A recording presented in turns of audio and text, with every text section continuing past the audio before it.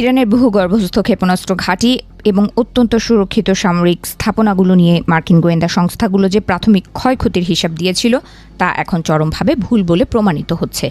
সম্প্রতি মার্কিন গোয়েন্দা সম্প্রদায়ের অভ্যন্তরীণ মূল্যায়নে স্বীকার করা হয়েছে যে ইরানের মাটির নিচে অবস্থিত এই ক্ষেপণাস্ত্র শহরগুলোতে বিমান হামলার মাধ্যমে যে পরিমাণ ধ্বংসযজ্ঞের দাবি করা হয়েছিল বাস্তবে তার অর্ধেকও অর্জিত হয়নি। জ্যেষ্ঠ নিরাপত্তা সম্পাদক ব্র্যান্ডন উইকেটের এক বিশেষ বিশ্লেষণে এই চাঞ্চল্যকর তথ্য উঠে এসেছে। মার্কিন গোয়েন্দাদের এই স্বীকারোক্তি বর্তমান ট্রাম্প প্রশাসনের পূর্ববর্তী দাবিগুলোকে সরাসরি চ্যালেঞ্জের মুখে ফেলেছে। প্রশাসন থেকে আগে দাবি করা হয়েছিল যে মার্কিন ও ইসরায়েলি বিমান বাহিনী ইরানের ভূগর্ভস্থ নেটওয়ার্ক সম্পূর্ণ ধ্বংস বা অকেজো করে দিয়েছে। এমনকি তারা দাবি করেছিল যে ইরানের আকাশসীমার ওপর এখন তাদের পূর্ণ নিয়ন্ত্রণ রয়েছে। তবে নতুন এই বিশ্লেষণ স্পষ্ট করে দিচ্ছে ইরানের এই পাহাড়ি দুর্গগুলো গুড়িয়ে দেয়া আকাশপথে যতটা সহজ মনে করা হয়েছিল বাস্তবে ততটাই কঠিন। ইরানের ভৌগোলিক গঠন এই লড়াইয়ে তাদের জন্য সবচেয়ে বড় আশীর্বাদ হিসেবে কাজ করছে। দেশটি মূলত একটি প্রাকৃতিক দুর্গ যা চারপাশ থেকে বন্ধুর পর্বতমালা দ্বারা পরিবেষ্টিত। ইরানের সামরিক প্রকৌশলীরা কয়েক দশক ধরে এই পর্বতগুলোর অনেক গভীরে তাদের ক্ষেপণাস্ত্র নির্মাণ কেন্দ্র ও মজুদাগার তৈরি করেছে। বিশেষ করে গ্রানাইট পাথরের পুরো স্তরের নিচে তৈরি এই ঘাঁটিগুলো আধুনিক বাংকার বাস্টার বোমার আঘাত সহ্য করার ক্ষমতা রাখে।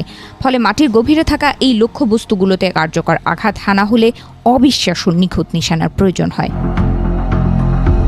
মার্কিন বিমান বাহিনী এবং ইসরায়েলি বিমান বাহিনীর জন্য এই মিশনটি এখন এক বড় প্রযুক্তিগত ও সামরিক চ্যালেঞ্জ হয়ে দাঁড়িয়েছে। বর্তমান আকাশ অভিযানে ব্যবহৃত বোমাগুলোর সক্ষমতা এই পাথরের স্তরের গভীরে পৌঁছানোর জন্য যথেষ্ট নয়। নাতানজ, ইস্পাহান এবং ফোর্ডোর মতো পরমাণু স্থাপনাগুলোতে গত বছর চালানো 12 দিনের যুদ্ধ চলাকালীন আমেরিকা তাদের সবচেয়ে শক্তিশালী অপারমাণবিক বোমা GBU-57 ব্যবহার করেছিল। তা সত্ত্বেও এই বিশাল স্থাপনাগুলোর মৌলিক কোনো ক্ষতি করা সম্ভব হয়নি এবং 1 বছর পরই আবার সেগুলো সক্রিয় হওয়ার খবর পাওয়া গেছে।